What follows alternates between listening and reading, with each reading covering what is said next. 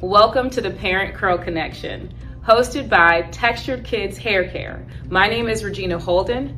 I am the owner of Tiny Textures Salon for Kids here in Virginia, and I am also the creator and founder of Textured Kids, a plant-based product line for children. The Parent Curl Connection is a space for all caregivers. If you're caring for textured hair, this is the space for you.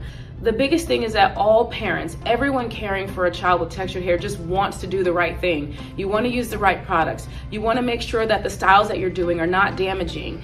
There is just so much that we want to do right, but with an overabundance of information, it just makes everything super confusing. So this space was created to just eliminate and quiet all of that noise. And we're so excited that you're here with us. We are going to be having conversations about all of the things that come with styling textured hair. We're going to be giving you product recommendations, tool recommendations, technique recommendations, and we are even going to be giving the opportunity for you to ask questions about the things that have just been making styling textured hair a little bit difficult for you.